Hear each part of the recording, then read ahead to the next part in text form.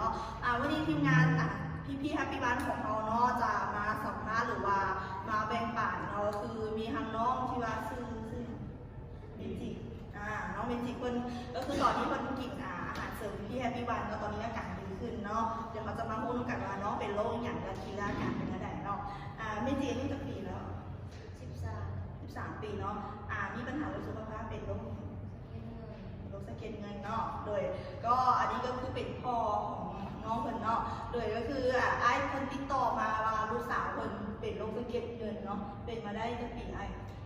เป็นมาได้เกือบปีนึงเนาะก็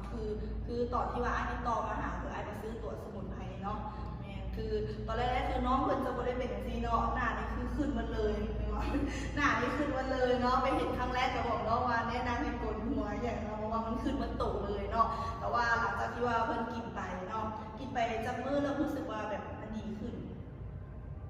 เลยเนาะประมาณเดือนนึงเนาะกล้องเริ่มกล้องที่เท่าไหร่เริ่มรู้สึกเริ่มกล้องที่6เนาะว่ามันเปลี่ยนแปลงชัดเจนมันขึ้นแน่เนาะเพราะว่าคือตัวนี้น่ะมันจะไปพักนั่นบ่คือกินไปกล้องที่6แล้วมันขึ้นหลายกว่าเก่าแล้วหลังจากนั้นก็กินต่อเนื่องมาเนาะแล้วตอนนี้อาการคือเป็นอะไรรู้สึกว่าดีขึ้นหลายเนาะก็คล้ายขึ้นเนาะโดยเวลาเพราะว่าคือตัวนี้น่ะเป็นโรคสะเก็ดเงินเนาะเดี๋ยวจะมีฮูบีฟอร์เตอร์ที่ว่าเขาติดตามทางน้องเพิ่นเนาะเพราะว่าอันนี้เพิ่นเป็นเคสที่ว่าเขา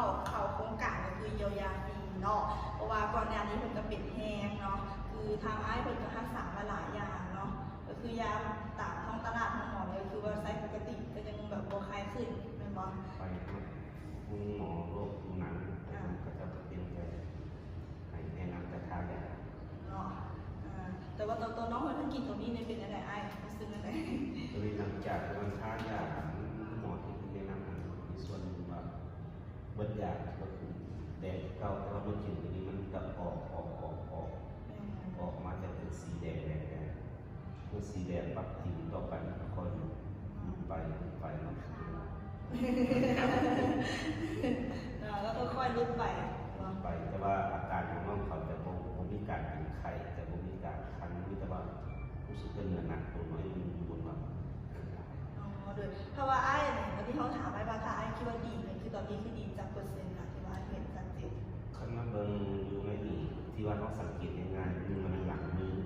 นี่มันไปเลยแต่ก่อนเกือบปีอันนี้หรอในหลังมือจะมีตุ่มนึงคือว่าหายเลยเนาะเป็นตุ่มยังไงดีในหลังคิดว่ามันเป็นน้ำพองรั่วของเนี่ยแล้วมันต่อมาเพราะว่าทั้งใบหน้าก็มีอยู่หมูตรงหน้าผากเขามันเป็นแบบไฟขี้เทานะเมื่อกี้แบบนี้เป็นตัวเก็บไปเลยเนาะไฟขี้เทาหลังจากมันตัวนี้มันเกิดยุบหัวจะหลุดก่อนคือว่ายุบหัวจะหลุดก่อนหลังจากมันขาดเศร้าแล้วแต่มันยังไงตัวคำว่าไร%เนี่ยคำว่าไรว่าประมาณ70%คืออาการนี้คือ70%เนาะเพราะว่าเขามาบนหัวอย่างเดียวแล้วลำตัวเพียงแต่ว่าค่อยๆรักษามันโมเดลนะตามสังเกตค่อยๆดีขึ้นเนาะก็น้องมันกินมาเป็นเดือนนี้เป็นเดือนที่4เนาะที่4เนาะโอเคก็อันนี้เขาจะมาติดตามเนาะเพราะว่าตอนนี้อาการน้องมันก็ดีขึ้นหลายเติมแล้วเนาะเพราะว่าตอนนี้เป็นโครงการของเขาเนาะมันจะให้มันกินจนกว่าที่ว่าจะดีนะเนาะก็อีกจำนวนก็ดีแล้วนะอันนี้ก็ดีมาจนโตแล้วเหลือแต่หลังอย่างเดียวเนาะเพราะพี่ดาอยากให้ทั้งพ่อหรือว่าทางน้องคนฝากเนาะให้คนที่ว่าเบิ่งว่าเอาว่าเป็นโรคสะเก็ดเงินแบบนี้อยากให้เปิดใจยิ้มเนาะโอเคเราดูสำหรับโรคสะเก็ดเงินที่ว่านี่เขาก็ติดตามมาแต่ว่าใครพูดเมื่อพูดตัวนี้มันรักๆกินตัวนี้มันจะไม่มีอาการแพ้พอตุ่มๆก็ไม่ได้ว่าจะเกลือเพียงแต่ว่ามันเต้าอยู่ระบบก็คือว่าถ้ามีอาการแพ้ในวันสำคัญมันเป็นอาหารการกินมันน้องเขากำลังที่ว่าได้หามถือว่าหามได้อันนี้มันพูดไว้ให้มันสุดยอดกินมีส่วนดูเนาะเพราะว่าโรงเรียนในเขากำลังไว้ไงไว้มุ่นเลยมันต้องเป็นมุ่นแต่ตีอยู่บนว่ามันจะมีอาการแพ้กินอะไรจะเป็นมื้อแต่บ่มีก็ถือว่าปกติกินแล้วกินข้าวแซ่บข้าวแซ่บ